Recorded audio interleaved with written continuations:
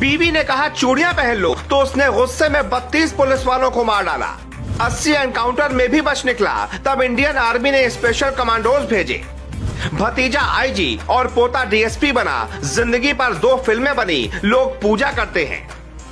ये कहानी उस डाकू की है जिसका यूपी पुलिस के साथ 80 बार एनकाउंटर हुआ, लेकिन हर बार वो बच निकला। आखिर में उसे मारने के लिए आर्मी उतारनी पड़ी। आर्मी को भी उसका एनकाउंटर करने में काफी पापड़ बेलने पड़े। हम आपको उसके एनकाउंटर की कहानी बताएं, उससे पहले सुनिए इस डाकू का जन्म कैसे हुआ।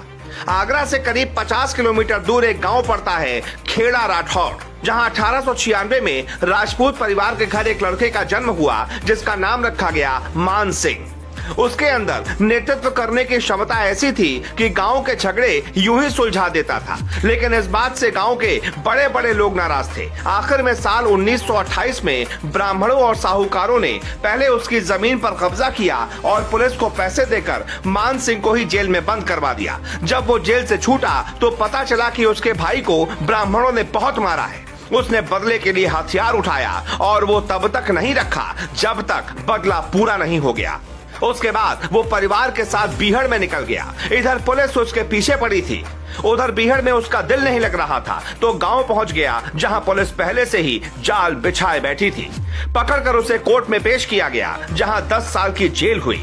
जब वो सजा काट कर लौटा तो पता चला कि उसके 2 फरार बेटों को पुलिस ने एनकाउंटर में मार गिराया है। वो अपनी बीवी से मिला तो वो फबक फबक कर रो पड़ी, लेकिन साथ में दिल में बदले की आग भी थी। तो तबाक से बोल उठी कि अगर बदला नहीं ले सकते तो चूड़ियां पहन लो। ये बात उस मान सिंह के दिल पर ऐसी लगी कि वो वापस बीहड़ में लौट गया।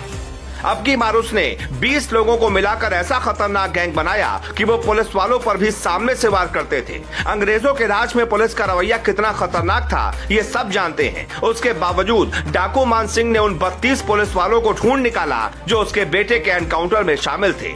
उसने अपने सबसे बड़े पंडित दुश्मन को मार गिराया।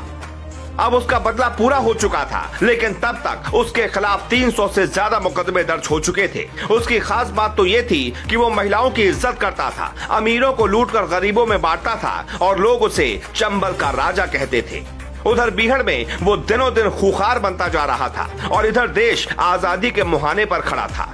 आखिरकार साल 1947 में देश आजाद हुआ तो उसी दौरान उसने ऐसा भाषण दिया कि उसे सुनने के लिए 3 लाख लोग आ गए थे।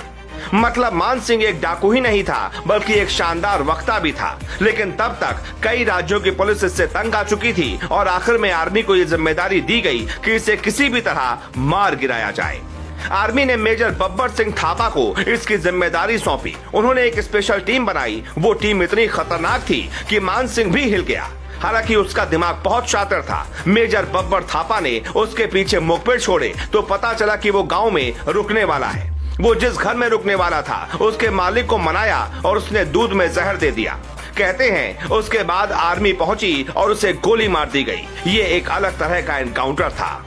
इसीलिए डाकू मान सिंह की आज लोग उसके गांव में पूजा करते हैं। सबसे पहले साल 1974 में एक फिल्म बनी थी डाकू मान सिंह। उसके बाद 2019 में फिल्म बनी सोन चिरैया, जिसमें मनोज वाजपेयी ने मान सिंह का ही किरदार निभाया था।